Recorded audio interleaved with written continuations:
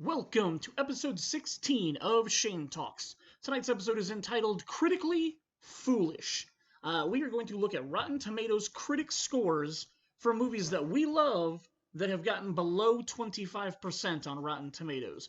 We picked 25% because that is the current score, critic score, that the movie The Room holds on Rotten Tomatoes. And since The Room is considered the worst film ever made, we figured 25% is a good bar for this episode. So anything below 25% that we love, we're going to talk about tonight. But before we get to that, Jason and I got a couple other things that we got to talk about. First up, this week's Sun King beer is a special one. It is their newest, most recent release, another in the King's Reserve line. It was their 5,000th batch that they brewed, and they brewed it with 5,000 chocolate donuts from Jack's Donuts. After brewing it that way, they bourbon barrel aged it. I want to say for a year. I can't remember exactly how long. I think it was a year.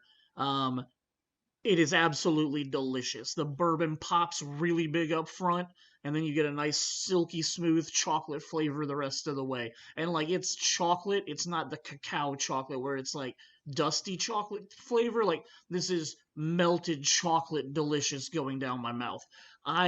It's one of my favorite Sun King beers I've had recently. So super tasty, really think it was a genius idea, whoever came up with it. Jason, you were drinking one of your favorite fall beers. Why don't you tell us about that one? Yeah, this is Shipyard Pumpkinhead. And my friend Lee decided to try this on one of his visits when I lived out in Massachusetts. And it's a pumpkin ale, and it's absolutely delicious. If you have the time, if when they serve it to you in restaurants out there in the New England area, they put a cinnamon sugar dusting along the rim of your glass. And then when you drink it and you've got that, it literally tastes like you're drinking pumpkin pie beer. Interesting. So good. I love it. My wife found me a 6-pack. Nice. A lot of times, sometimes it's hard to find it this time of year, especially being this far out in the Midwest. But she did me a solid and saw it and picked it up. So, and I know a few years ago, probably like 7 years ago now, you and I actually found the Imperial version of that, the smashed pumpkin or whatever it was. And I remember that being pretty tasty too. Yeah, I didn't like that one nearly as much as I like this one. But you kind of like the darker beers, and I like the lighter ones. So. Sure. It makes perfect sense. But if I find a case, I will buy a case. Nice. That's how good this beer is for me, and thoroughly enjoy it. And yeah, that's awesome. Really good. Made in Portland, Maine, and it's awesome. Very cool. Speaking of which, we're talking about New England. Our next topic of discussion. Happy Football Day. It's football day. American football is back. In our 25-ish years of friendship, we have always been opposing each other. Our rivalry has gone down in the last few years once the Peyton Brady ceased here in Indianapolis. But for a long time, you and I were, I wouldn't say enemies, but we had 1 week every season that we didn't talk very much because my Colts played your Patriots. And don't act like it was just me. Like literally, like I had to deal with every single one of you. My wife, my best friends, my coworkers, the people that are come to my job to watch movies. So yeah. And it was for a long time I never understood what you had to go through all those years in high school and after high school, where every Sunday you were wearing your Patriots stuff. But then in 2006, when you were living out in Boston, I came out there to live with you for a while, and it happened to be during football season, and I got to experience it from the other side, where I was the one walking around in Colts jerseys, getting lots of shit talked at me everywhere that I went. Actually, one of my favorite stories was the time that I flew out for a Pacers game that was at Boston Garden. When you picked me up at the airport, I just happened to be wearing a Colts hoodie. You just happened to be wearing a Patriots hoodie. We didn't plan it in any way, but we went to a restaurant for lunch after you picked me up, and our server like literally walked up to us and said, "You two are friends?" looking at us wearing rivalry stuff. The exact same day, that night when we went out to dinner before the Celtics Pacers game, you, your wife, your roommate were all in Celtics gear, and I was in my Pacers gear. And our server that night said the exact same thing to us. Like, just was like, "You guys are friends." I always remember it happening on the same day and thinking it was hilarious that two different people said the same thing to us. So, Yep. Yep. you're in a new position this year. You're in something you haven't been in for 17 years. You don't have 20. Tom 20. 20. You don't have Tom Brady as your quarterback. How are you Yeah. feeling about this season? It is what it is, man. I wasn't super high on Cam Newton. Mm-hmm. I was expecting to ride the Jared Stidham train and just ride or die on that one. But they went and pulled off getting Cam Newton. Do you feel better about that than Stidham? He's definitely got a lot more experience, Sure. and he's a former MVP. So there's no reason to be like hating on this. I know a lot of people who dislike him for some reason or another. I don't know why. I think he's great. I have no issues with Cam Newton. Yeah.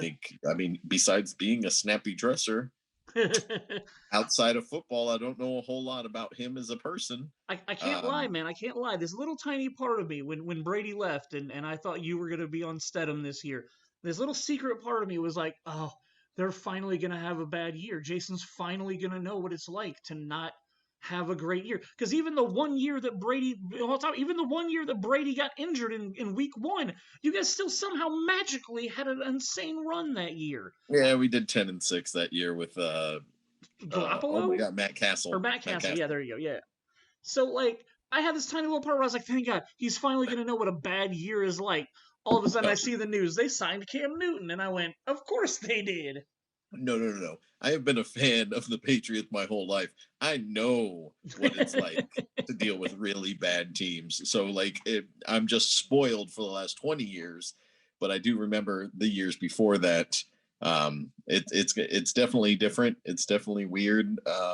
But I've told you and I've told plenty of my other friends that everything's icing on the cake now, man. Like, if the Patriots suck for the next 30 years while I'm alive, 40 years while I'm alive, so be it, man. Like, it stinks and I'm not going to be happy about it, but I got to watch one of the greatest play the game, one of the greatest be our head coach, and then win 6 Super Bowls. So, like, what am I supposed to be asking for more? Like, I can't do that. Like, did you guys have any Super Bowls before those 6? We went to 2, but we were 0-2 before those. Okay, cool. So yeah, they went to 9 Super Bowls with Brady Belichick. Okay. And went 6-3, and then the other 2 that happened, one was in the 80s versus the Bears. Any Bears fans that are listening to this, yeah, the Bears, with the Fridge Perry running over us, for having him play running back in that Super Bowl. Thanks, Ditka. And then the other one was when we lost to Brett Favre and the Green Bay Packers in 1996. I think it was 6. Okay. It was like the last year that Bill Parcells coached our team. So. Well, and I do have a lot of friends that are Bears fans, and I have a lot of really good friends that are Packers fans, so I'm sure they're happy when they hear you say you guys lost to them. Hey, man, it is what it is, right? Like, for sure. How can you be sad? Like, the only thing I'm ever sad about is if my team loses to the Jets, or if my team loses to the Yankees. Like, that's the only 2 times that I'm upset. Every other time, it's like, whatever. So, what about your Colts? Oh, man. If Mr. Phillip Rivers rolls into town, Mr. Gunslinger himself.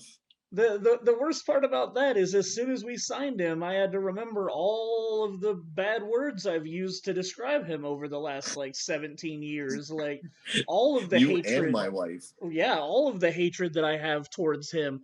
All of those AFC championship games that and I guess they weren't championship games because he's never won a championship game.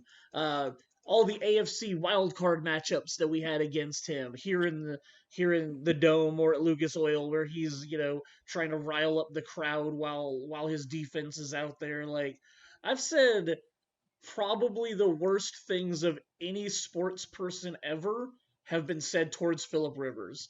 Like I can't think of any other sports, maybe LeBron James. I've said some pretty bad things about him.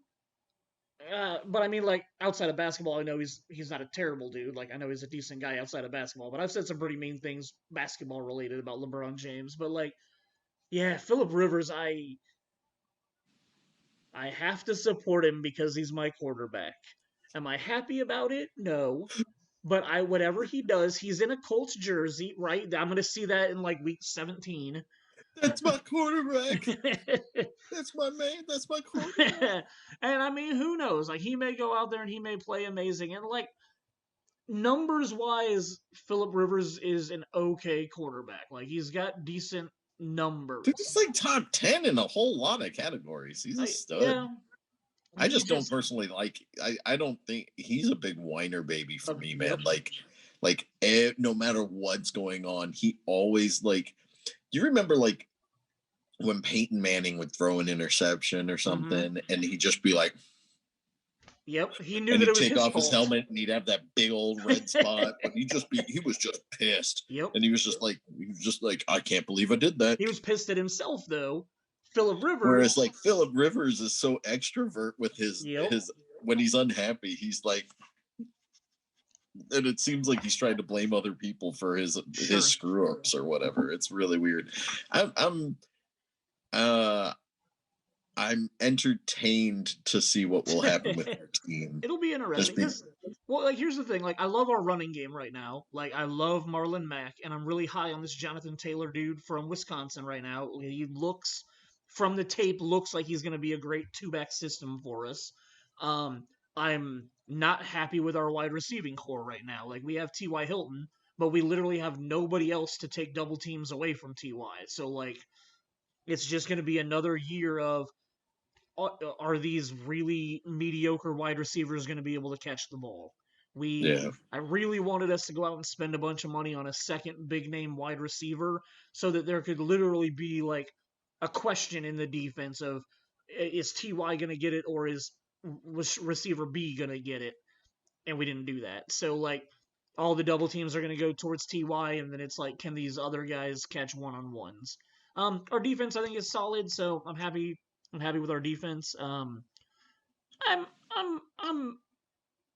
expecting 11 wins, maybe 12 or 13. I don't think our division is very good this year. I think our division is overrated for some of the quarterbacks that we have.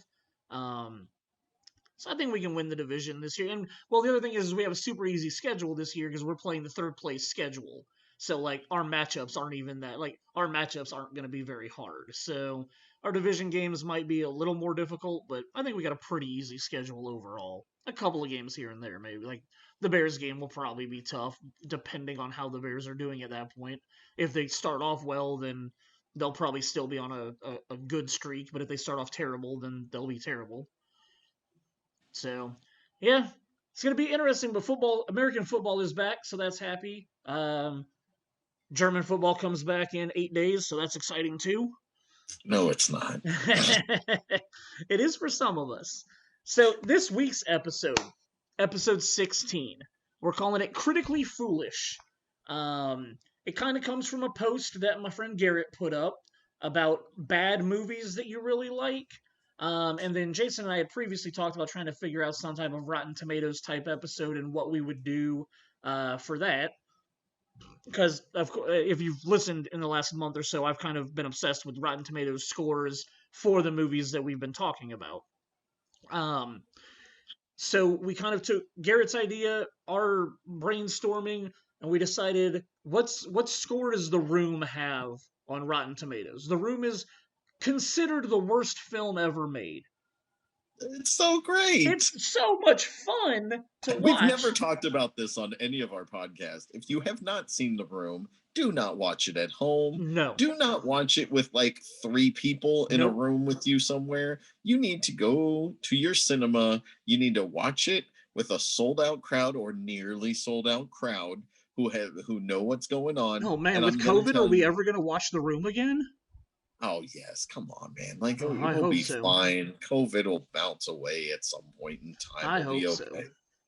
But yeah, like, come on, man. The Room is like, it's easily in my top 5 experiences of all time. But Oh, I kind of agreed. like mash up all the years I've been Yep. into like one big super viewing. It's so fantastic and ridiculous and stupid, and it's all the bad movie making cliches that Shane and I made in our first couple of movies. It's got bad acting, it's got bad editing, it's got bad music, it's got bad. Did I say acting already? Because I haven't. Maybe it's twice as bad acting. But yeah, like The Room is so bad, it is great. Yep. It's not good. It's great. The And the best part of the Room experience is it's literally a live version of Mystery Science Theater 3000.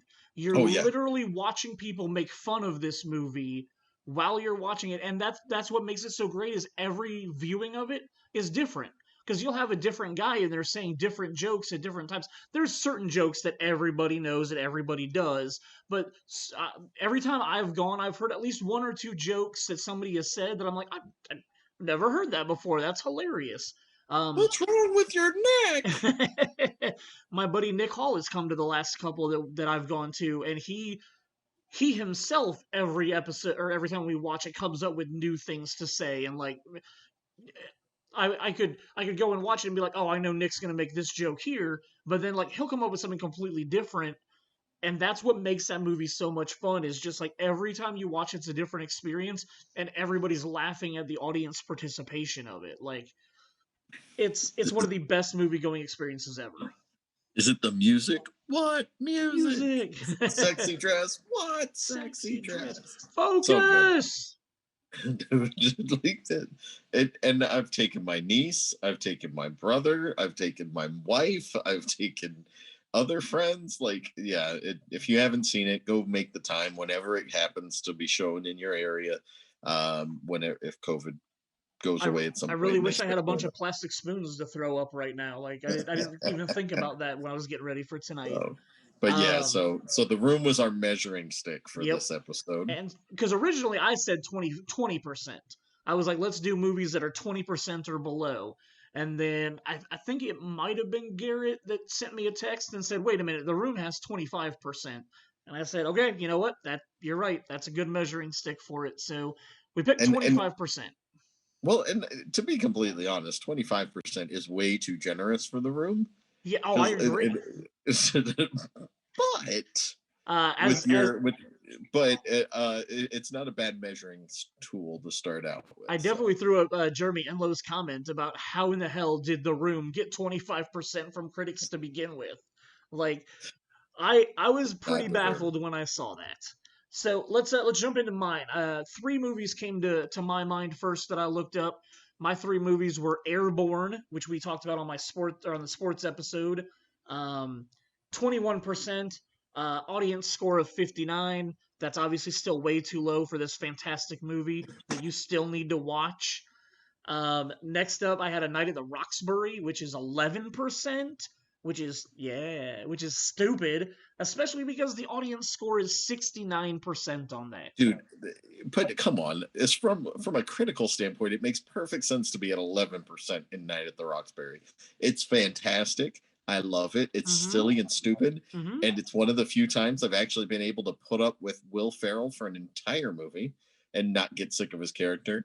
Um, dude, that movie is ridiculously funny and stupid. It just But yeah, parodies like, so many good movies, but it also oh at the man, same time you definitely know it's a Saturday Night Live movie. This is oh my yeah, my only complaint for any movies that have come out of Saturday Night Live is the fact that most of them. There's been a couple like Wayne's World doesn't fall into this, and Blues Brothers doesn't either, but a lot of especially 90s Saturday Night Live movies feel like Saturday Night Live skits pushed together to try to make a story. And I get you. this movie definitely falls into that, but I still love it. I still have so much fun with it. Yeah, it's pretty silly and stupid. And then my third one that I love that's on this below 25% list was Surviving Christmas, which we talked about on the Ben Affleck episode. I absolutely love it. It only has a 29% from viewers audience. Thank you. So, whatever. 7%. 7%. 7%. It's pretty bad. But I love it, man. The movie is so good. It's Christmas, and it's about a Peter Pan syndrome child like me. Like, it's so good. It's a man. It's not a child. Well, a man-child. A man who has Peter Pan syndrome. Yes. It is what it is. But those were the first three that I thought up, that I looked up, and that I saw were very critically panned movies. And so since Garrett gave us this idea, basically, he came up with 4 movies. I'm going to do them in the order of percentages, and then we can talk about any of them that you want to talk about. So Fucking What has 12%. Never seen it. It's a super 90s movie. I remember really liking it in the late 90s. Stephen Dorff, right? Stephen Dorff and Reese Witherspoon. Okay. Super 90s movie. I believe it was inspired by Kurt Cobain somehow. I think Stephen Dorff's character was supposed to be like a representation of Kurt Cobain and how he lived his life or something like that. I don't know if it was a screenwriter or somebody who said that, but like basically Stephen Dorff and his buddy decide they want to go buy a 6-pack of beer. They go to a like corner market or whatever. And then while they're there buying the beer, these guys take over. Like they start robbing the place, but they don't really rob it. They hold the 5 people that were in there hostage, and they have a video camera, and their only demand is that like the news stations broadcast whatever they film while they're inside this station. So they end up basically doing reality television for like 30 some days or something, like keeping these people hostage. They're eating the food and stuff that's in this market and stuff, but they're broadcasting all this stuff. And Stephen Dorff at some point hits this point. I think they kill 1 or 2 of the hostages for whatever reason, and then Stephen Dorff is just like, fuck it, so fucking what? Just fucking kill me. Like he gets to the point where he doesn't want to be there anymore. He doesn't want to live. He wants to end everything. And then the movie literally just like fades to black, and then all of a sudden they're being rescued from the place. And his best friend that he went in there with somehow gets killed. I don't think they ever tell you how that happened or whatnot, but all you know is that Stephen Dorff and Reese Witherspoon are the 2 survivors from it. And then, so that's like the first 40 minutes of the movie, I want to say. Then it turns into a, like, how the media twists and spins everything. Because he was being broadcast while they were robbing the place, or like holding everybody hostage, he basically becomes like a reality star. So he gets out, and then everybody wants to interview him and be like, oh my god, like we're all fascinated with you because you have the so fucking what attitude. And so like the next hour of the movie is basically like him being this like, it would be the same as going viral on the internet now. Like the media blows him up huge, and he doesn't want any of that. Reese Witherspoon like goes into hiding because she doesn't want to talk to any of the media. And then it's just kind of like a character study of like, he doesn't want to be famous, but the media keeps trying to make him famous. And so like it's super 90s. And actually when we get to Chris Meek's movie that he recommended to me, that's the same way I feel about that. Like SFW was what I needed when I was like 19, and I think that's why I really liked it back then. But when I think back on it, I haven't watched it probably in 15 to 20 years. I don't know how I would feel about it now. But gotcha. I remember really liking it when I was at like that wannabe angsty phase of my life where I hated everything and like, yeah. So SFW, as long as you're in the mood for like a super 90s movie, you'll get what you want. Like, it's very interesting. It's probably very interesting to go back and see all of the like, before things became viral, like it was I remember it definitely being like, this is how the media can make things not what it really is type storyline. Gotcha. His next one was The Postman at 8%, which probably too high for The Postman. That movie was garbage. Um, Master of Disguise, the Dana Carvey movie, Turtle, Turtle, Turtle, Turtle, Turtle, Turtle, Turtle, with 1%.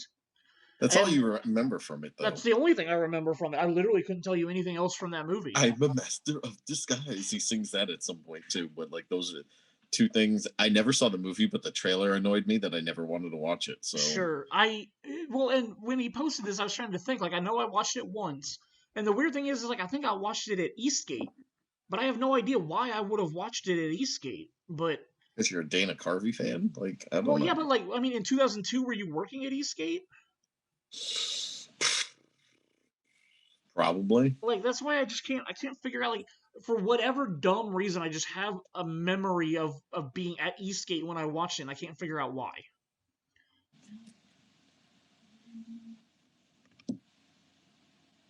I would have been at Eastgate, but I Okay. left that like May, I think. Yeah. Again, who knows? Like it's weird. I don't know why I have that memory of watching it at Eastgate. His last movie is one that I have never seen. Jaws: The Revenge has 0%. Dude, Michael Caine said that this is the worst movie he was ever like his Michael worst Caine is in acting. this movie. Michael Caine is in this movie. Wow, I didn't know that. Thanks. Yeah, like so the whole thing about Jaws was like the first two movies happened up in the up in New England, right? Yep. They happened in Massachusetts and maybe Maine. I can't remember, but I know it happened in Massachusetts. It was supposed to be a town off the Massachusetts. And but like the third one took place in like some park that's kind of like a SeaWorld ripoff kind of thing. Okay. And bad things happened and it was shot in 3D because it's Jaws 3. Mm. And Dennis Quaid's in that one. But then this one the family of Roy Schneider, if I'm remembering this correctly, the Okay. family of Roy Schneider, like his mom and like sister and brother or something, go to, I want to say they're in like Florida or something. Whatever. They're really far away from Massachusetts. And it's made you believe that the offspring of Jaws has come to get Oh, you're kidding revenge me. on the family of Roy Schneider. And so like Roy Schneider's mom is dating Michael Caine's character who flies like he's got one of those he's either got a helicopter or a plane that can land on water because A it's got the seaplane. pontoons on Okay. it. And at one point he's like yelling at everybody because they're ridiculous and stupid and he's like there's no way that this is happening, you're ridiculous, you're crazy. And then like all of a sudden the shark just comes out of the water and like bites down on his vehicle and like literally when it Oh. pops out of the water he just goes oh shit and then it eats the thing and pulls it all the way underwater. Oh And wow. but he was on, I want to say, inside the actor's studio and they said if you could name the worst acting job you ever did, what would it be? And there was no hesitation, he didn't think about it, he immediately popped out with Jaws 4. And Wow. yeah, so I'm gonna have to go to YouTube and check that out. Like, I want to see that. I want to see him I and don't James Lipton recommend talk about that. I don't recommend the movie. I don't. There's no saving grace for the film for Wow. me. Like Yeah, I never it's saw it. really bad. Okay. So After that, Garrett had one more movie that was also shared by our friend Ryan Foster. Him and Ryan both mentioned Judge Dredd, which I this is agree. the The Stallone one, right? Stallone Judge Dredd, yeah. Okay, 95. so It had I didn't. 19%. I watched it when it came out. My only real complaint about this movie was I didn't care for the Rob Schneider character being the Sure. comedic relief for this film because It Dredd worked is so well not. in Demolition Man, though. They were best friends at that point. Yes, but this isn't Demolition Man, and Judge Dredd shouldn't have much in the way of comedic value at all. Agreed. Carl Urban's Dredd is way better of I a was just say film. it took us what 15 years to get a real good Dredd movie, which So yeah, unfortunately came out like 2 years after Raid Redemption did, and they have well, it literally probably the was a same rip plot. off. I mean, it is a raid. It's a raid rip off, but like it's even like they probably watched Raid and went, "Oh, we could do that with Dredd." Judge Dredd, yep. So, I mean, they're but both good movies. I mean, that doesn't take away from how much fun Dredd is. Like, it's yeah, and obviously Carl far Urban had a lot of superior. fun with that character. Oh yeah. So Judge Dredd had 19%. And overall, I liked the movie. I always thought the Armand Assante twist at the end was pretty stupid, but that was just me. Next up, our friend Annette had one of the worst movies, and like, let's preface this: I loved Mariah Carey. I loved Mariah Carey. No, you obsessed I with Mariah obsessed Carey. over Mariah Carey. I have somewhere, I don't know, I'm sure it's saved on a hard drive somewhere. I have a picture of the corner of my bedroom when I was 16 years old, floor to ceiling, pictures of Mariah Carey. My friends The nicknamed Shrine. the shrine. I was gonna say my friends nicknamed it the Shrine. I love Mariah Carey. I can't even support this movie. I don't even own it. I can't. Go ahead. Never seen it. It's bad, So, dude. It's bad. Like I you can't. didn't even name it yet. It's glitter. It's bad. Well, I mean, she's been in other movies, so you could have been talking about Okay. something like, Okay. like. No, I'm pretty sure it's her acting debut of being in Glitter, which was like a fictionalized version of how she became Mariah Carey. And it's bad, man. The acting is terrible. The script is terrible. Couldn't even tell you who directed it. Like, but I hope they never directed anything else again in Hollywood. Like, it's You know that what's bad. And interesting I to me? love Mariah Carey. Like, I should be able to watch 2 hours of Mariah Carey and just be happy. But it was cringeworthy. Why did her and Britney Spears, like, I can't think of any movie besides 8 Mile where it's like, I'm gonna make a movie about myself and it's gonna be good.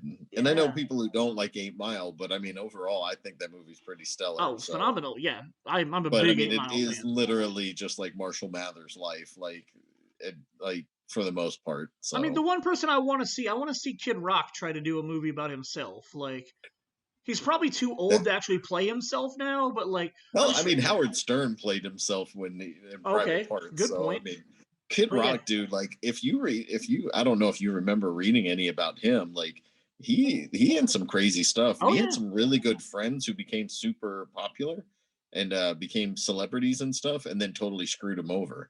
That he wasn't like that he kind of went through the ranks with up in Detroit, yep, and then they kind of turned their backs on him once they started becoming popular. When it was kind of like a we're all going to help each other kind of thing. But I mean, that seems to be like the motif of a lot of independent artists. sure. Is like, yeah, sure, man, we'll build each other up. Let's build this network of being awesome together. And then the moment one of them hits it, he's like, fuck you. I did this all on my own. And it's like, Mm-hmm. yeah, I But mean, yeah, that it Kid is Rock's what the it one is. that I would like to see him try to take a stab at, even a fictionalized version. And I mean, like, I'm a big Kid Rock fan. Like, aside from liking his music a lot, like, I just feel like he's like a decent dude. Like, for as white trash as he appears to be, like, every interview I see him in, he just seems like a dude who just loves life and like is happy a lot. So I don't know. I would love to see him try to take a stab at his life because there's no way it could turn out worse than Glitter. Dude, I'd love to see that, even if he doesn't star in it, and get Yeah, somebody else to do it. But yeah, it'd be interesting to watch, especially with like his first kid and stuff. Was some yeah. crazy stuff that went on. How Glitter has a 48% for like the audience vote. Like, how did 48% of the audience like this? Like, I'm the biggest Mariah Carey fan in the world, and Annette I kept hitting like. just don't. Annette, every time she logs in, she likes glitter. That's how we've gotten to 48%. Annette's made up a bunch of fake profiles on Rotten Tomatoes to make sure this score gets higher. All right, so next up, we had two people pick this movie, and yeah, you're shaking your head. I agree. This movie is garbage, in my opinion. I can't believe the talent that's involved in such a bad movie. Dude, But nothing but this is one of trouble. this is one of Mark Buckwalter's favorite movies, and he loves to quote it. And you're worse than a week's worth of yellow shit storms. Like, dude, this movie, you are absolutely right. It has a whole lot of talent, I mean, it's got the Humpty Dance people in Yes, it. shit, What's Digital Big Underground. Nose? Digital Digital Underground. Underground, which is the With best Tupac. part of the entire movie with Tupac. With Tupac as Yep. one of their backup dancers before he became Tupac. Yep. But yeah, like, dude, this movie is not good. And it was written by Dan Aykroyd. How does Dan Aykroyd write such a bad plotted movie? Like, it's literally all, it's dumb. I hate to say it, like, the whole plot of the movie is dumb. The characters in the movie are dumb. They take really talented people and have them in really dumb roles. Like, I don't understand why Jill loves this movie so much. My friend Jill likes it a lot, and then a friend of a friend named Rob likes, like, they're the ones that picked it for this. You say it's bad, but they took the plot of this movie and turned it into Saved by the Bell, the wedding story or whatever. Like, I mean, it's like the exact same thing. Like, okay, maybe because there's less talent in that it's okay. No, like, well, I'm just saying, it's somebody must have liked this movie. They basically turned it into bad. We can move on though. Like, man, as big of a Saved by the Bell fan as I am, I never put those two things together. But like, now I'm trying to start connect those dots. Well, like, remember they get pulled over and he gets thrown in jail, and then he gets swindled out of his money. It's a stretch, but for me to connect the two. But yeah, like, they're bad movies. So Jill's second movie that she suggested kind of hurts me because of her comment. Not like hurts me like it upsets me, but like, she said, this is in regards to the movie Cool World with Brad Pitt and Kim Basinger. 6%. 6%. I loved this, but it does not hold up upon watching recently, which sucks because you've never seen it.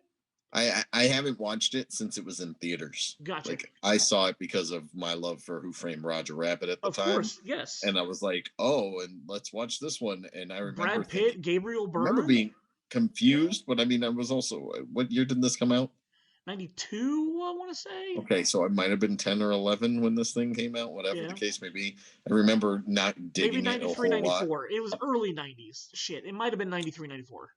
Well, and I remember thinking and hoping that it was gonna be like Who Framed Roger Rabbit, and it's not anything like Who Framed Roger Rabbit. So but I really enjoyed the concept of, like, Gabriel Byrne getting sucked into his own work, and then obviously as, like, a prepubescent teenage boy, like, Hollywood was smoking hot. And then she comes out into the real world, and it's Kim Basinger wearing what Hollywood wore when she was a cartoon character.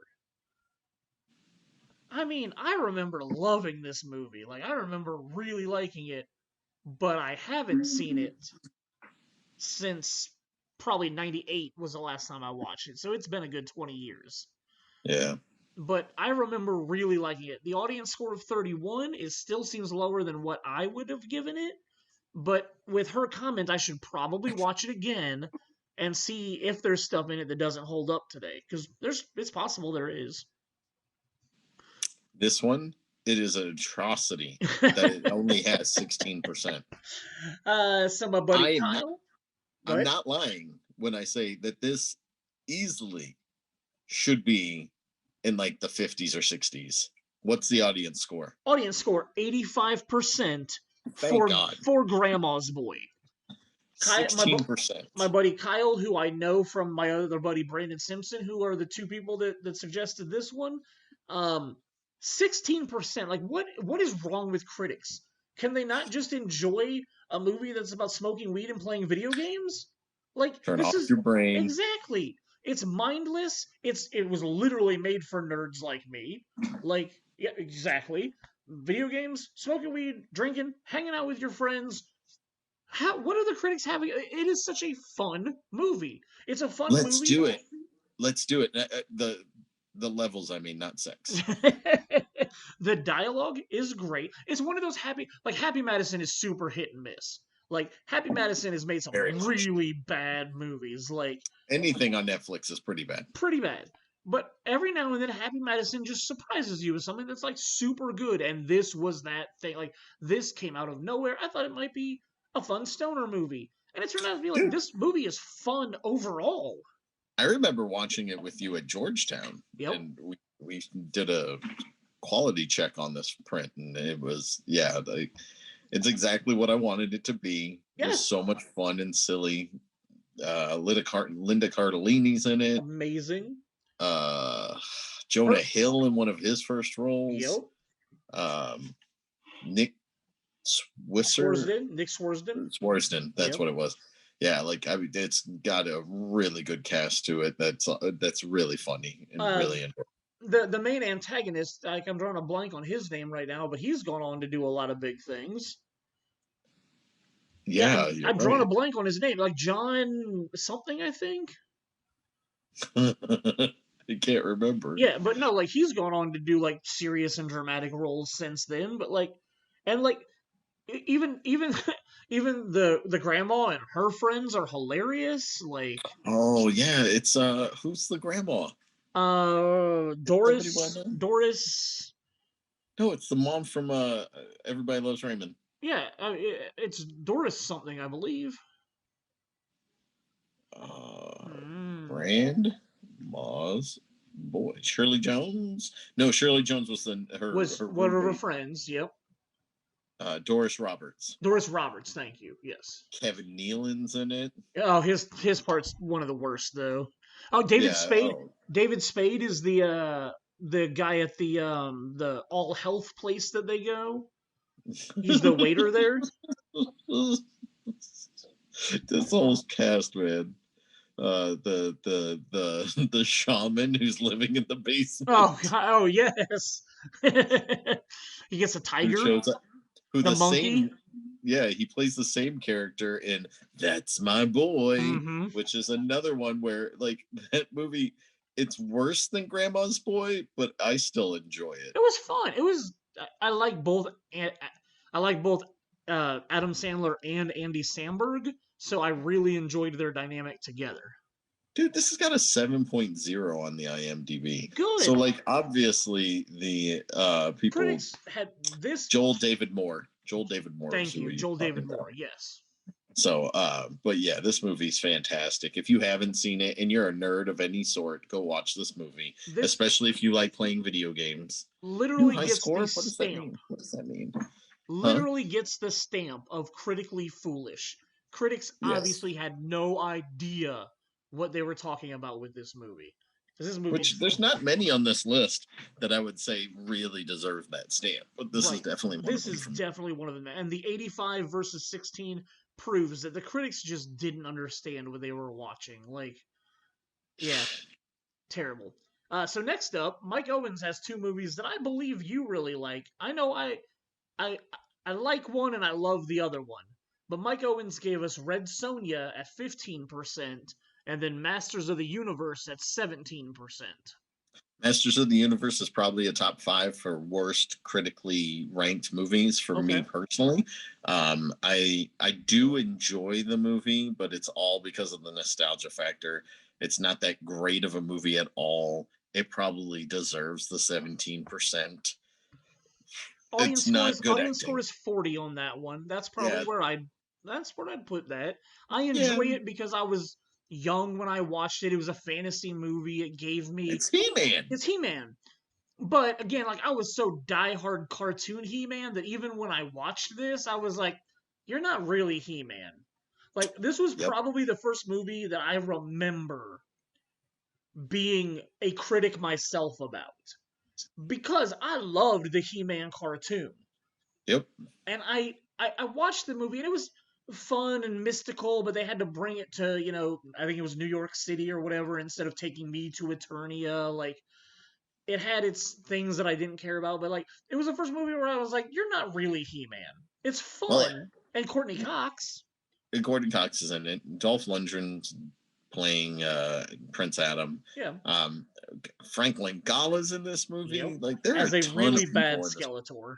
But you know what's really funny? I forget where I was reading about this, but like, dude, they ran out of money.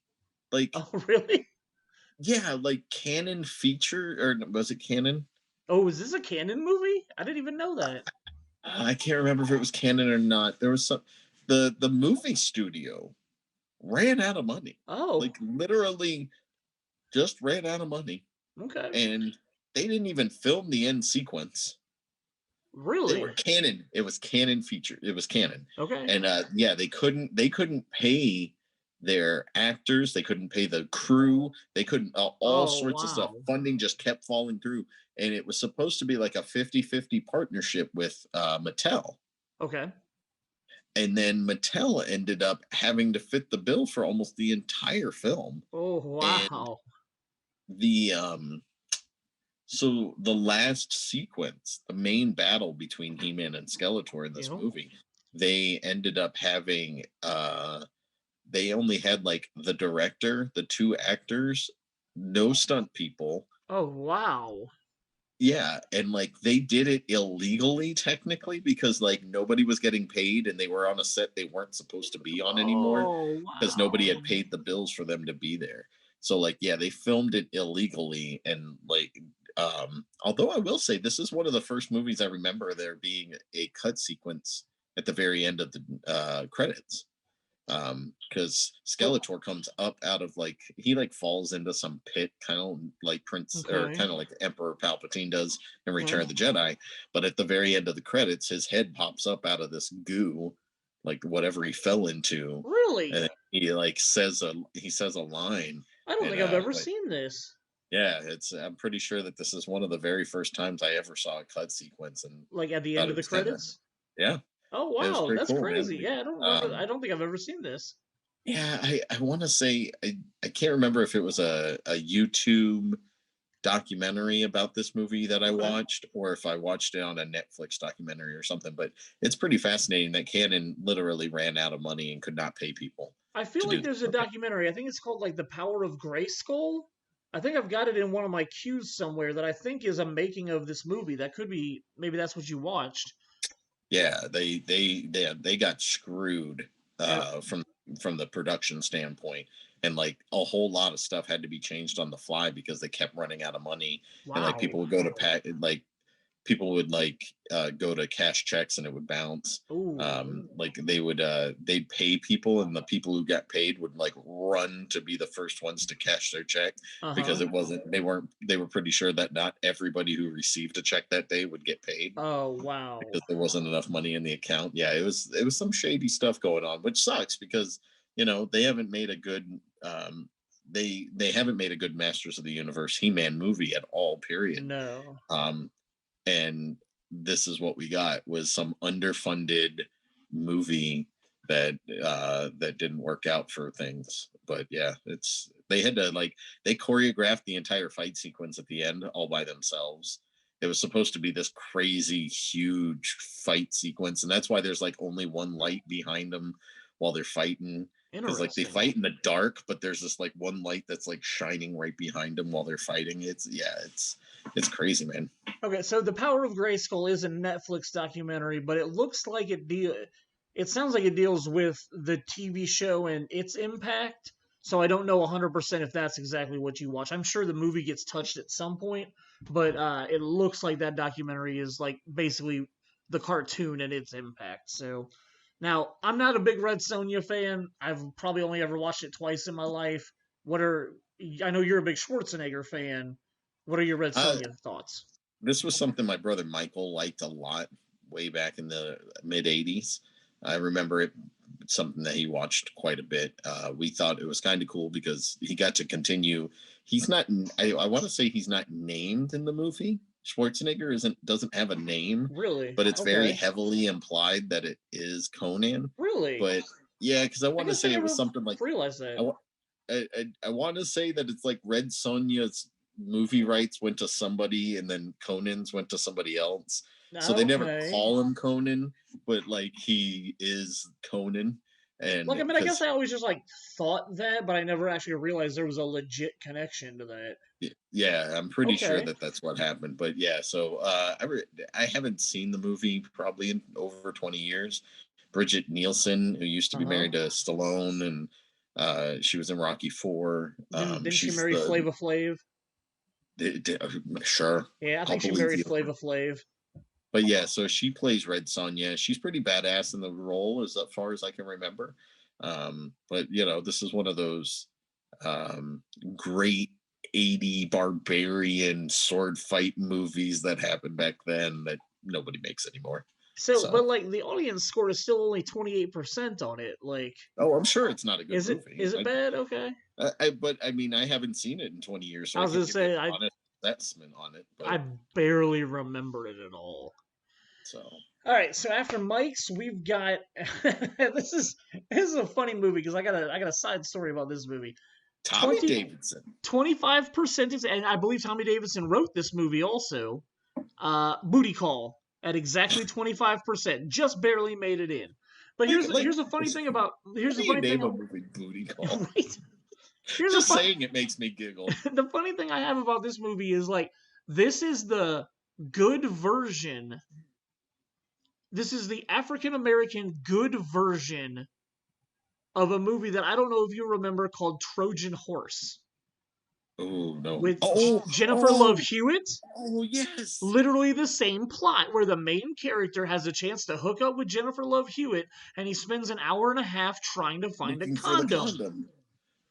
Almost the exact same plot as this. This movie is so far superior to Trojan War that like Trojan Horse. Or Trojan Horse, sorry. No, it's called it's called Trojan War. That's the name of the movie. It's Trojan War. Oh yeah, you're right. Yeah, sorry, yeah. I apologize. Trojan War is the Will Friedle from Boy Meets World, the older brother in Boy Meets World, is trying to hook up with Jennifer Love Hewitt, but he has to find a condom before they can hook up. So for an hour and a half, he tries to find a condom because he goes through all these wacky, crazy scenarios. Exactly, and all this crazy stuff happens to him. Yep.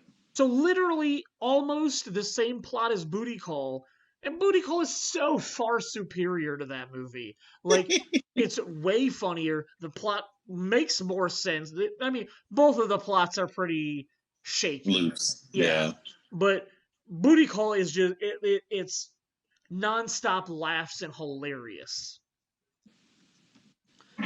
Whereas Trojan War is not. So, I love Trojan War just because Jennifer Love Hewitt's in it. Like, for sure. I had a huge crush on her in the late 90s anyway. So as sure. most people my age did. Yeah. But yeah, so Booty Call, like the 59% audience score, definitely more where I fall. Like it's like I said, it's a shaky plot movie, but it's absolutely hilarious. Like I laugh a lot when I watch this movie. So after this, we've got a movie that. All right, so I get to talk about this one. You're throwing your hands up. I'm assuming you have not seen Feeling Minnesota. I have not. All right, I had not either. You watched it this week? It was $4.99 on Apple. So I told Chris that I was willing to pay $4.99 because of his recommendation to watch this movie. This movie is quintessential 90s, as I said while we were talking about SFW. Keanu Reeves. Cameron Diaz. Vincent D'Onofrio. And Delroy Lindo. The plot is so ridiculous and bizarre. You don't need to give us a full. You don't have to give us the whole plot. Cameron Diaz is married to Vincent D'Onofrio, whose brother is Keanu Reeves. But after she marries Vincent D'Onofrio, who works for Delroy Lindo, she falls in love with Keanu Reeves. So they hatch a plan to have her leave her brother and run away with Keanu Reeves. But then they find out that they don't have any money to do that. So then they try to blackmail. Or no, I'm sorry, not blackmail. They try to rob somebody, and then they end up at a hotel room, and then Cameron Diaz gets shot, and you think that she dies. But then Vincent D'Onofrio tries to stage it that Keanu Reeves is the one that killed her. So Keanu Reeves wakes up from a drunken night of drinking and thinks that he killed her. So then he takes her out into the fucking middle of nowhere and buries her. And then he comes back and tries to be okay with his brother because he didn't know that his brother was following him this whole time.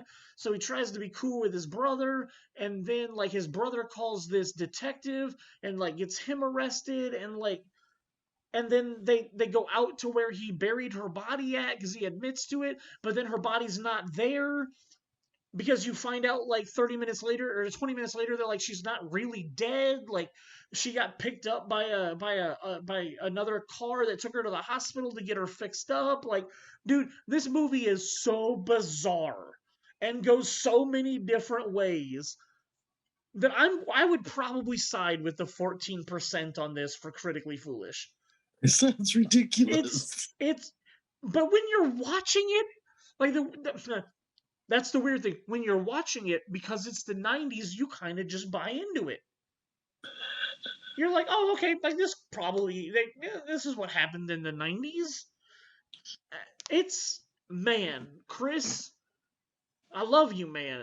But I gotta side with the 14% critics here, because, like, I got done watching this movie and I was just like, what did I just watch? Like, it's so bizarre. So the things Chris said were, this movie has Tarantino Coen brothers written all over it, which I agree. It takes a bunch of stupid turns and twists and things that I wasn't expecting. Okay. The brash introduction to Diaz's character and her approach to life in general makes it surprisingly likable. I won't argue that. She definitely is like a free-spirited, like, oh, like I married your brother, but I actually kind of like you, so I'm just gonna try to hook up with you. Like, okay. Jax is uncomfortable in his own. Jax is Keanu's character. Jax is uncomfortable in his own skin, which, by the way, his name is spelled JJACS. Yeah. I'm sorry, JJAKS. Jax. Reeves is Jax. Uncomfortable in his own skin, tries to rob a local gas station and gets recognized. He has a fractured relationship with his brother, provides a good take, dynamic understanding into the history of the characters. I will say this. The last thing Chris says is it has a good soundtrack, and he's not wrong. I did enjoy the music from this movie. A 90s movie. What movie didn't have a great soundtrack in the 90s? Exactly. And I am sure someday, we've got the next few episodes plotted out, but at some point down the road, we're going to talk about, like, soundtracks from the 90s. We did soundtracks from 99, but we're going to do soundtracks of the 90s because there was like Grosse Pointe Blank, Romeo and Michelle, The Wedding Singer. Like, there were a lot of soundtracks that had really good soundtracks, and there were a lot of soundtracks like Armageddon that had like or Con Air that had specific songs associated with them that made those soundtracks. But we'll get into that later. So yeah, Chris, I'm sorry, I watched Feeling Minnesota this week and I didn't feel it. Next up, so my buddy John Petty, he went on a tangent one night and decided to give us 5 movies. So we're going to go through them one at a time. His first up one, the 20% Showgirls. I feel the same way. I'm one of the few people that, like, I don't hate Showgirls. I don't think it's a good movie, but there's stuff in it that I like. Yeah, you just like watching Jessie show her boobs. Like, you're probably not wrong. Gina Gershon is the highlight of that movie, though. She is. Jessie Spano, that's her last name in Saved by the Bell. All right, so Showgirls is Paul Verhoeven being Paul Verhoeven. 100%. Like, dude, why this man has a hard on every time he wants. Like, why does this man have to put a rape sequence in every single movie he makes? Like, it's really gross. Yeah. I wish he would grow out of it, whatever his thing is with that. I don't know. Overall, though, I've seen worse movies. For sure. Like, I just don't think of Showgirls as a good movie. This isn't something that I'm like, if it's on TV, I'm not like, oh, I'm gonna watch the rest of this. No, like, not at all. I think for us, being the age we were when it came out, it was kind of like the stigma of like, that's the first NC-17 movie that I remember at that point. Like, so I think it was like, oh wow, this is NC-17. Like, this isn't normal. Like, I've got to see. Like, this is something special. And like, I mean, it was what it was. And nothing's come out since. Like, there's you and I work in the movie theater industry. I can't tell you how many times NC-17 movies have come out since this. No. It's nothing. Like, that's not even. People stay away from it for a reason. Yep. But like, yeah, Showgirls being what it was, it's critically panned. Yep. It's and it cost them a bunch of money to make the movie, and I guarantee you they didn't make any of it back. So Awkwardly, like it's got a 20% versus the 37 from the audience, but like it, I find it interesting that like at least 20-ish% of critics didn't hate it. Like there's a lot of movies that are rated a lot lower than this, but like I think Hal McLaughlin is really good in the movie. He plays a scumbag very well, in my opinion. always has, always will. Yeah, I mean, other than when he was Dale Cooper. Dale Cooper is his best role. That and the captain. Oh well, the captain. Yeah, you're right. But I mean, some of his other like Lynch films, like in Blue Velvet and whatnot. Like obviously, Kyle MacLachlan is not the greatest of dudes or whatever. But yeah, I mean, Showgirls is what it is. I'd probably side more with the audience at 37. Like I don't hate this movie in any way. So John's next movie is one that I probably would go harsher than the critics because Batman and Robin was one of the worst things I've ever seen in my entire life. You own the soundtrack. I do own the soundtrack. You're not wrong. I asked to borrow it, so it's even worse for me. Yeah. But it's got a really good Goo Goo Dolls song on it. So that's why I bought it, was for the Goo Goo Dolls song. It does have a couple of other good bands on it that I like, but Bone. I did also enjoy Bone Thugs and Harmony. So yeah, but the movie as a movie, I would the 11% and 16%. I definitely agree with both of those, and I'd go harsher than that. Like Arnold's John says that the one-liners were awful, and he's right. Schwarzenegger alone has some of the worst dialogue he's ever said out of his mouth. Everybody freeze. Or when he's like making them all sing the Christmas song, like yeah. Joel Schumacher, I hope you roll over your grave every time that somebody watches this movie because you deserve it. So like Joel Schumacher did St. Elmo's Fire. Like Lost Boys. My favorite Brat Pack movie, and yes, one of the best Halloween movies ever. October movies ever. Like best vampire movie ever. 100% correct. Like Joel Schumacher did good stuff in the 80s. Like how did he end up giving us bat nipples and two really bad Batman movies? Like bad Batman movies. It was because Batman Returns. You remember Batman Returns went dark. Yes. And everybody, like, it didn't make as much money as the first Batman, I think. And everybody was complaining about how dark it was. So then they decided to go the opposite direction completely, which is why I think that's why Tim Burton bowed out of the third movie. I would believe that. Well, and the I problem want to is say like, he was going to do it. Batman Forever, I don't hate because I was a big Jim Carrey fan in the 90s, and I obviously love Tommy Lee Jones. Granted, it's a terrible role for Tommy Lee Jones, but he does the best that he can with the stupidity that he was given. But It'll never heal if you don't stop picking at it. I felt like Jim Carrey was perfect as the Riddler, and he's fantastic in that role. And Nicole Kidman is so hot. Oh yeah, I wish Jim Carrey could have gotten a better chance at the Riddler in maybe like a Tim Burton version of the Riddler. Like I could see that. I'm not a Tim Burton fan, but his first Batman was far superior to anything that came after that. So I would like to have seen Jim Carrey as the Riddler in a Tim Burton version of the Riddler. I think that could have been interesting. Next up, he gave us Jingle All the Way. Don't shake your head, man. This is a great family movie. This is about a dad who will go to the ends of the earth to get the Ultraman figure that his son wants for Christmas. Him and Sinbad have great chemistry. Arnold is awesome. Jingle All the Way should be much higher than 38%. No. Yes, it's so good. Oh, so much fun. It deserves the 15% it got from critics. This movie is horrid. I don't like Sinbad. I love Sinbad. House Guest, give me that any day. I bet your kids would love Jingle All the Way. Jingle All the Way, it's bad. It's a bad movie. this was when Arnold was kind of finishing up his action phase, and he was like, "I'm gonna do funny stuff," like, and it just doesn't work. Well, Like, so like this is a little bit because Kindergarten Cop was like 92. I want to say this was 94.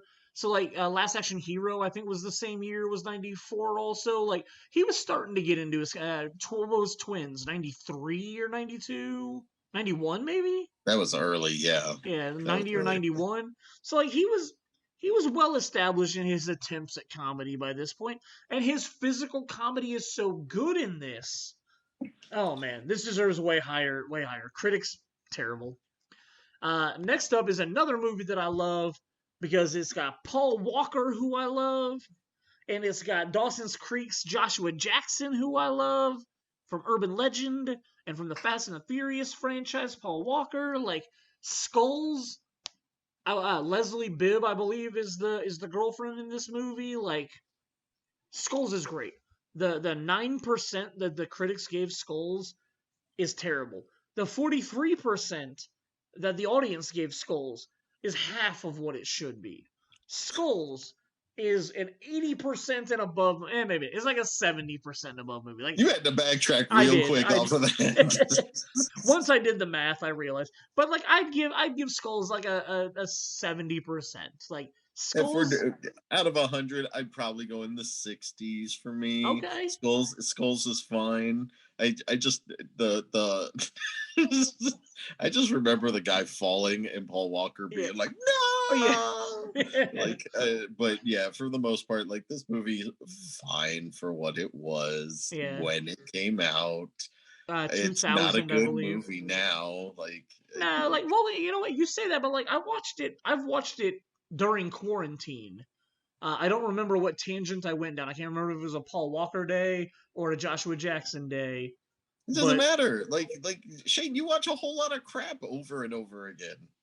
I resemble that remark.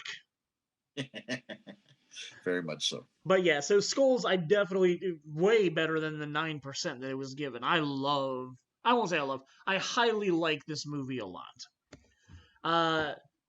John's next movie is one that everybody loves, and I've never loved it. I like it. I don't think it's bad.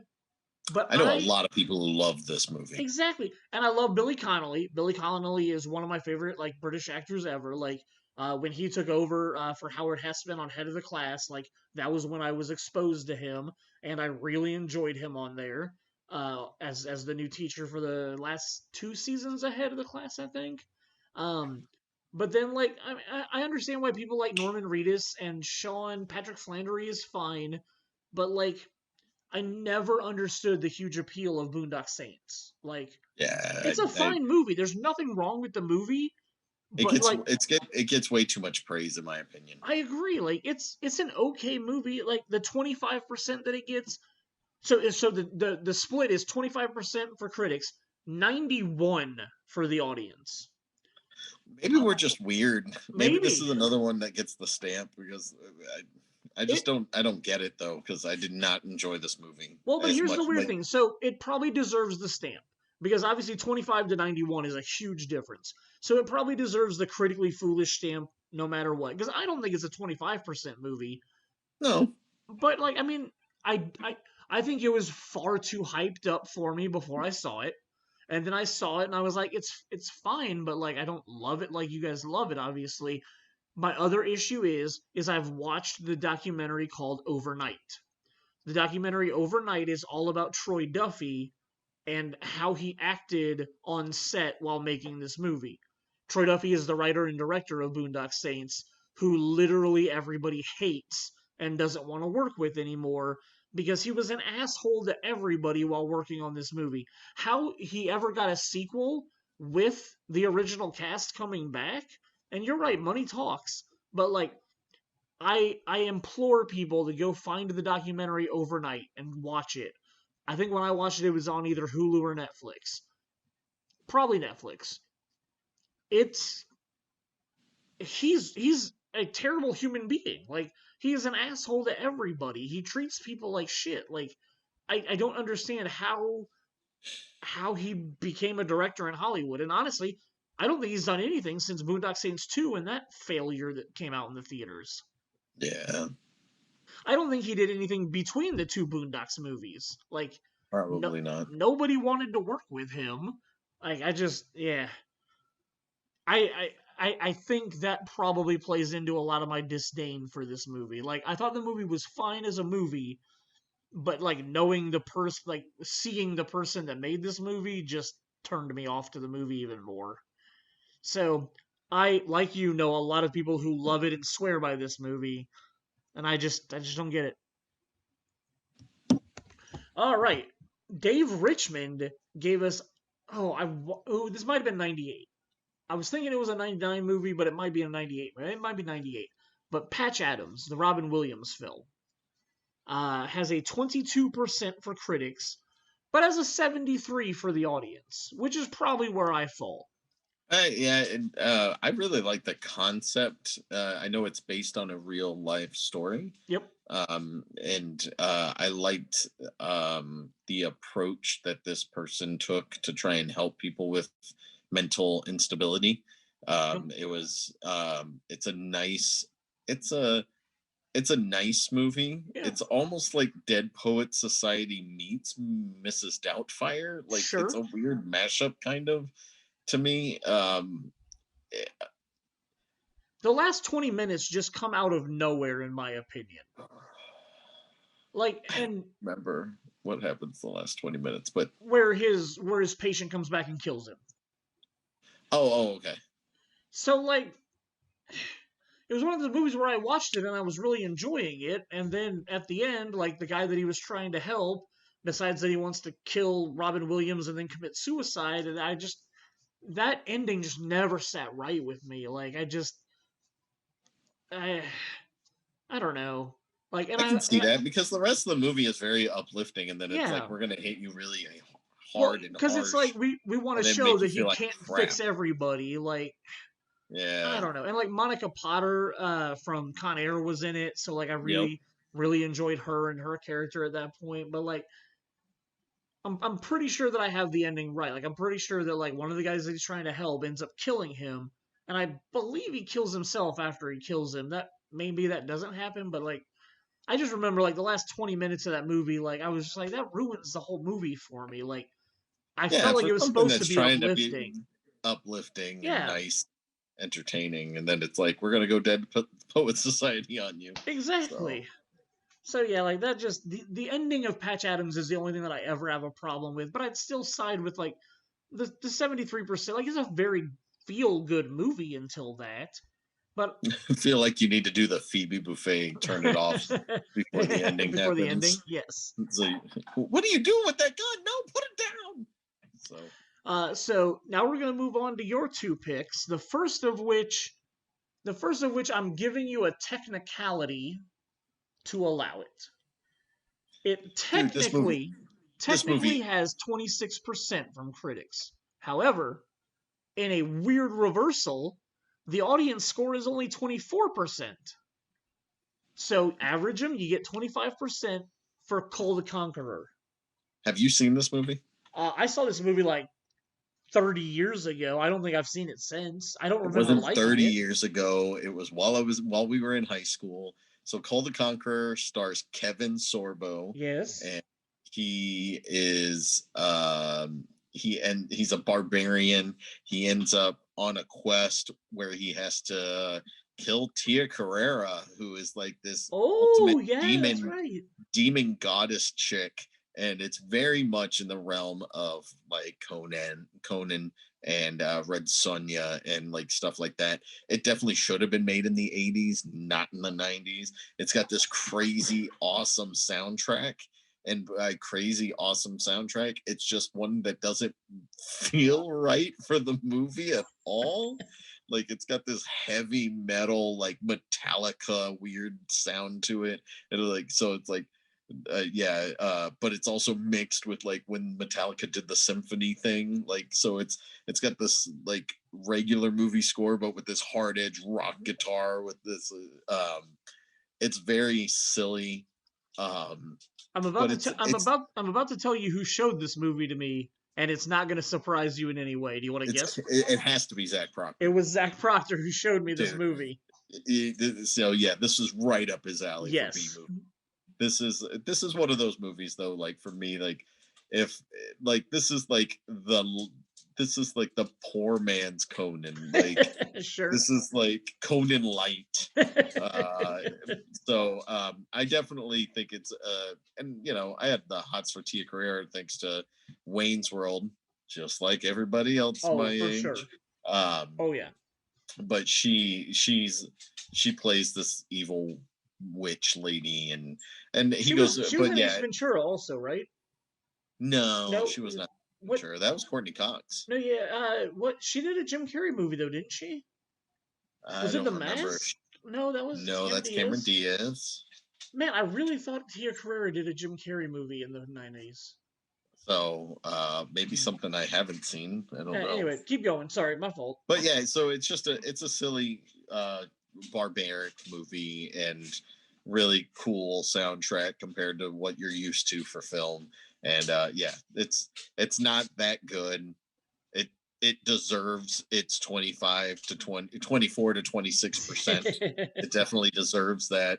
But it'll always hold a special place in my heart because of like the entertainment value of it. So if you like B movies, I definitely recommend this film. So, and then your next one that you came up with, like Wes Craven. So obviously I'm a fan of this movie, but it's pretty not good, and that's Shocker. Like, what's the percentages on this the one? 24 for the critics, so you definitely got that, but the audience is only 30. Yeah. This movie's not very good. Peter Berg in one of his first movies as an actor, and then the Scully and Mulder's boss, the bald guy with the glasses, from X-Files, is the main bad guy. The movie Shocker is about a serial killer who gets electrocuted, but when he does, he becomes pure electricity, and he doesn't die. He can travel through electrical outlets and everything else that's connected to electricity. So it's really ridiculous, and it's all about like true love overcomes all. Peter Berg's like girlfriend or fiance ends up killed by this guy, and then like weirdness happens afterwards, and like it's just one of those movies where I was planning on talking about this probably if we ever do. This would have been one of my under 17 movies. I saw this in the theaters when it came out, but it messed me up. And I can't remember if I said this on a different podcast or not, but yeah, it messed me up so bad that for like 3 months straight, I couldn't sleep in my own bed. I had to sleep in the living room, with the light on. Wow. So I was like, Wes Craven at his best. Dude, but it sucks. It's like a horrible horror movie. It's like, pretty bad. I'd be like, oh, that makes sense if you were talking about Freddy, but like I'm talking about Shocker. Like, it's not that good. But it still has some pretty intense death scenes in it though. Yeah, like there was some graphic stuff. Like, some stuff that shouldn't be seen by kids who were my age when I saw it. So yeah, it'd be like it's pretty gross. So after my original post that I put up on the Facebook post, I came across 2 more movies that I love that fall into this category. The first of which is the 3% that was given to Down to You, the Freddie Prinze Jr. and Julia Stiles romantic comedy from 2000. Te quiero. Which just had an amazing supporting cast with like Selma Blair and Ashton Kutcher, and like the 49% audience score is still way too low because I guess this has to be one of my guilty pleasures, but like I love everything about this movie. I love the concept of 2 people trying to be in a relationship and things just keep not working out. Like from one side or the other, they keep breaking up for somewhat ridiculous reasons, but like I just love the concept of like 2 people who should be together that the world keeps pushing them apart for stupid reasons. I don't understand the 3% on this movie. I won't say 3%, but I wouldn't go much more past 20. So like Oh, you don't like this 20 or movie? 30. So it's just blah. It's It's dude, all Freddie about a Prinze Jr. relationship and miscommunication. They just didn't communicate well. I can't imagine why Shane likes this movie. So like Freddie Prinze Jr. makes these movies. Well, Like and this is what his dad is the Fonz. Henry yeah. Winkler's his dad. Yeah, I mean a good cast does not a movie make. Just like we Okay. talked about Nothing But Trouble. Well, So yeah, okay. like it's not a good movie. It's blah. It's one of my least favorite Freddie Prinze Jr. movies. What? I might even say that I like Boys and Girls more than I like this one. Boys and Girls isn't bad either. Like him and Jason Biggs, like that's not a bad movie. Claire Forlani. Yes. Mina So Suvari was the other female, I think. yeah, I think you're right. Yeah, But like yeah, like I mean, and that movie's great.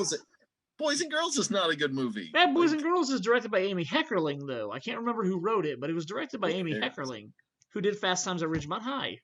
yes, That but movie's great too. bad movies and bad movies doesn't matter. Like, all right, fine. And this is one of my romantic comedy guilty pleasures because I love this movie. I own it. I think it's fantastic. Next, not as many people might like this, but I'm a big Wayans fan, and I love A Low Down Dirty Shame. never seen it. How this movie got 0%. Listen to this. This is the critically foolish stamp. 0% critics, 71% audience. Oh yeah, that definitely is a huge disparity. I'll give the 71. It might not be better than that, but it's like I am a Wayans fan through and through. Keenan Ivory's probably the most talented, but like I grew up on Marlon and Damon. Like those are my Mo Money is one of my favorite movies ever. You crack me up. You say you're a huge Wayans fan, and I'm like, but you hate White Chicks, and you hate that baby one that they made right after that. Yes. Baby Talk. I don't remember. Whatever it was. Yes, those were terrible. Sean and Marlon, after the Wayans Brothers TV show, made some really bad stuff. And I will admit, I love White Chicks, by the way. I will admit White Chicks upon maybe 5 years ago I rewatched it and I didn't hate it as much as I did when I saw it in theaters. I laughed a lot more. Terry Crews is so good. Terry Crews is I think I went into that movie 20 years ago wanting it to be a Wayans movie. I didn't appreciate Terry Crews back then. Watching it like 5 years ago, I definitely appreciated him a lot more. I didn't hate White Chicks as much. Jam. But like, so Keenan doing an action movie was a lot of fun for me. It's I won't say stereotypical, but it's like they definitely played on a lot of action movie stereotypes, played them up with him being an African American main character, and like I found it absolutely hilarious. But I enjoy the parodies that the Wayans brothers do in a lot of their stuff. Obviously, In Living Color is a phenomenal television show.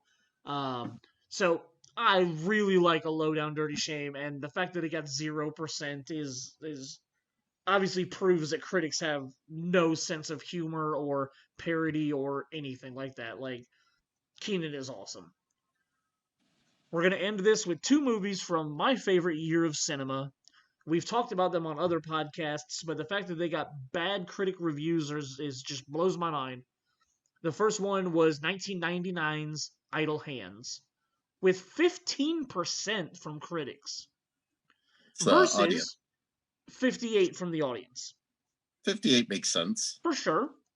Like, I don't love that movie, but it's entertaining enough but yeah, like, that's right. That's pretty much right where it should be for 58. Yeah. I'd probably maybe bump it up to like 65. Yeah. 68, somewhere in that range. So it's very cheesy, campy, goofy, silly, ridiculous, but again, it's kind of a stoner movie. Is that what critics just really hate? Like, I mean, I don't understand. I don't understand how they could hate. Like, how could you not have fun with the ridiculous stupidity of this movie?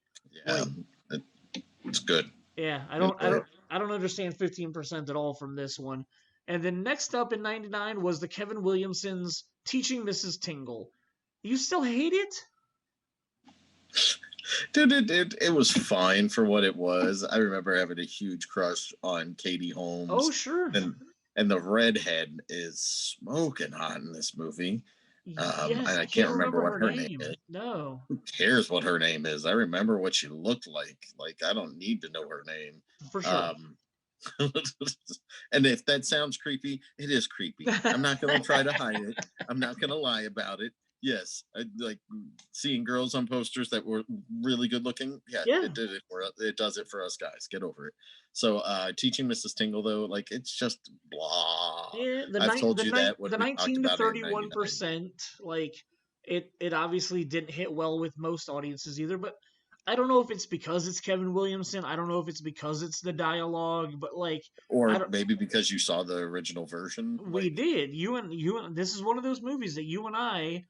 Because we screen movies before they come out, we got to watch the original ending to this movie, and then maybe that could change our opinion of it too. Could be.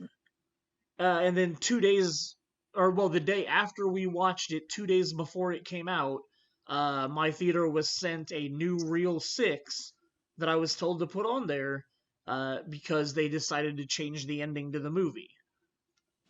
And maybe that makes it make a special place in my heart, because that ending that you and I saw has never been released on any DVD or anything. Like the ending that you and I saw, the original Reel 6 of that movie, where she goes off to college and like they actually talk about killing her. Like nobody else has ever. I'm sorry, not nobody. Very few other people have ever seen. Yep. Like the people that watched it that night that we showed it at Clearwater that Tuesday night, like the people that watched it before us at the screening, like that's one of those stories that makes me feel like those like 200 people that watched that movie the same night that we did, that saw the original ending, like I wonder when they talk to their friends who watched the movie like 2 months later at the theater or something, and they just start talking and discussing the ending of the movie, and they both had seen different endings, like I wonder how that conversation went with people. I don't know. Like, that's very interesting. We're like, no, like, these 200 people that watched it the same night that we did that saw a different ending, and they're like, no, she killed the teacher in that movie. And the other person's like, no, she didn't. She didn't do that at all. And then, like, the person who saw the original ending goes and gets the DVD, and they're like, watch the end. And it's not what they remember seeing in the theater. Like, I wonder if that's ever played out for anybody before. If it has, hit us up. Let us know. Yeah, let us know. So that's everything that I've got. Do you have anything else critically? No? Yeah.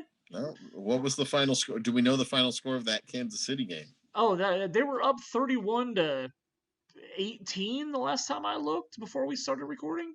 Oh, gotcha. So the final score of the first NFL game of the 2020 horrible year season, Kansas City wins 34-20. 34. Oh, so they kicked the field goal after I turned it off. So okay. There you go. Nice. So we have the next few weeks planned out, and we've got some exciting stuff coming up in the next few weeks. Yesterday, I think, I put up the post asking people about movies that are R-rated that you saw before you should have. Whether you snuck into before you were legally able to. Yeah, before you were 17, when you were like 12 or 14, did you sneak into a movie theater to watch a movie you shouldn't have? I've told at least twice my story about Scream. Did your parents let you watch it? Yeah. Did your brothers? Did you go over to a friend's house? Did you? Yeah. I have a great story about the Toxic Avenger and going to a friend's house to watch that we'll talk about next week. I'm curious about we are curious about movies that you saw before you should have and how that had an effect on you. Like when you were under 17, how did you get access to R-rated movies? Maybe your parents took you. Maybe you watched a VHS tape while your parents were gone. Maybe, how did you find R-rated content before you were legally able to watch it? That was one of those things I was going to mention when talking about The Shocker, Oh was yeah. seeing when I was way before the age I should have seen that movie, and yeah, it screwed me up like it did. So After that, our next episode, episode 18. Jason and I are huge Firefly fans. look right Uh, behind him. Look behind him. yeah, there's Firefly there. 15 years ago this month, September, Serenity was released in theaters. We lost some of our favorite characters in that movie, but it was the culmination of the television show Firefly being brought to the big screen. So, in honor of that 15th anniversary, we're gonna look back on all the episodes of Firefly, the ending with the movie. We're gonna talk about what episodes are our favorite. We're gonna talk about what characters are our favorite, and we're gonna throw out some polls online for other people to put their input in. We've got 2 or 3 guest hosts that are going to be on with us that week, so we should have a really good Firefly discussion that week. The week after that, we're going to have my buddy Ryan Smith back, who is one of my musical buddies. But we are going to look at the Razzies from 1999. That's going to be episode 19. As we've discussed, everything that ends in a 9, we go back to 99 for something. This time, Ryan had thrown out the suggestion of a Razzies episode. So we're going to look at the worst movies from 1999. And I pause when I say that because Adam Sandler was nominated for Big Daddy and won for Big Daddy for Worst Actor in 99. And I have a lot of things to say about that. How he beat Will Smith for Wild Wild West is going to be a huge anger-filled moment of that episode. After that, episode 20 is going to be Cinema 2020. How has COVID affected you and your movie watching this year? We'll be putting up posts on the Facebook page about, did you pay for any of the movies that went straight to on demand? Was there anything that you watched at home that you wished you would have watched in the theater? Did Tenet cause you to rush back out to the theaters when movie theaters reopened? We're going to take a look at this whole year, the couple of movies that came out while things were normal, and then how COVID affected your movie watching abilities. And the last episode that we have planned is episode 21. It will be called something like 21 and Over. We're going to look at movies that predominantly take place in bars, things like Coyote Ugly, Roadhouse, Cocktail. We're going to look at those movies and the perception of the bar industry from a filmmaking standpoint. And then the back end of that episode will be a little more general for scenes from movies that take place in bars. The first one Jason mentioned to me was the Good Will Hunting bar scene. Obviously, a really good scene, but most of the rest of the movie has nothing to do with a bar. So we'll kind of split that episode up into movies that are specifically bar related and then scenes from bars. So that's our roadmap for the next couple of weeks. After that, there will a couple of weeks down the road there will be a Halloween episode. We're trying to figure out exactly what we want to focus on for that. Whether we do a poll about movies that specifically embody Halloween to you, or if we want to do like horror movies that you love. Like we're gonna figure out a good Halloween themed episode to do though. Ugh. Sorry, that was me going on a long tangent. Jason, thank you for joining me as always. We kept this to an hour and a half, so hopefully we've still got some people around. I'm excited to talk next week. We've already got a lot of good movies to discuss that our friends have put up on the post I put up about what you watched when you were under 17. I'd say at least half of them are definitely things that I am privy to. So yeah, Jason, thank you for joining me. Have a good night, man. All right, have a good night, guys.